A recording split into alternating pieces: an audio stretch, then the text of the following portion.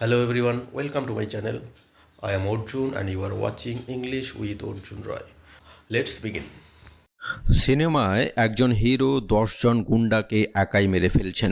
Cinema চলাকালীন সেটা সাময়িকভাবে অবিশ্বাস্য মনে হলেও আমরা সেটাকে সত্য বলে ধরে নিয়ে উপভোগ করি। সাহিত্যে এই বিষয়টাকে কিভাবে উপস্থাপন করা হয়, কী নামে ডাকা হয়, তা আজ আমরা আলোচনা করব। চলো শুরু করা যাক। উইলিং সাসপেনশন অব ডিসবিলিফ, অবিশ্বাসের ইচ্ছুক স্থগিতাদেশ।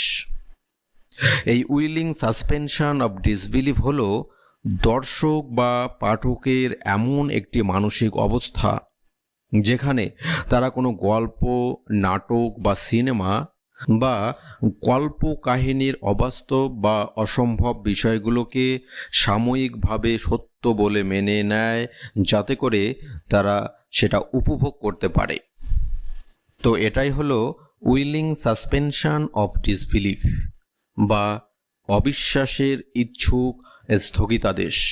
বিখ্যাত কবি ও দার্শনিক স্যামুয়েল টেলর কোলরিজ 1817 সালে তার বিখ্যাত বায়োগ্রাফিয়া লিটারারিয়া গ্রন্থে এই ধারণাটি প্রথম প্রকাশ করেন।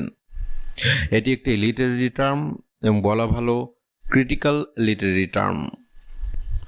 কোলরিজ বলেন, গল্পের অলৌকিক বা অবাস্তব দিকগুলো উপভোগ করতে হলে পাঠককে নিজের সংশয় বা অবিশ্বাস কিছুক্ষণের জন্য দূরে সরিয়ে রাখতে হয়। এটা কিভাবে কাজ করে চলো আমরা দেখব। দর্শক জানেন যে পর্দায় যা ঘটছে তা মিথ্যা বা অভিনয়, তবুও গল্পের খাতিরে তারা তা সত্য হিসাবে ধরে নেন। উদাহরণ হিসেবে বলা যায়, হ্যারি পটারের জাদুকরী পৃথিবী বা সুপারম্যানের উড়ে চলা আমরা বাস্তব নয় জেনেও মেনে নিই। সিনেমায় আমরা দেখতে পারি একজন হিরো বা নায়ক একসঙ্গে 10জন গুন্ডাকে একাই মেরে ফেলছেন। আমরা স্বাভাবিক ধরে নিয়ে উপভোগ করি। তো এটাই হচ্ছে উইলিং সাসপেনশন অফ ডিসবিলিফ।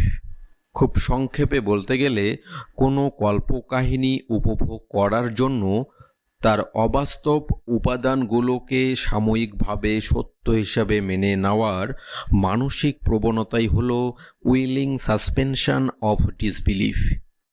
আজকে এতটুকুই। খুব তাড়াতাড়ি আবারও নতুন ভিডিওতে দেখা হচ্ছে। আর এ ধরনের ভিডিও পেতে subscribe the channel and stay tuned. Thank you.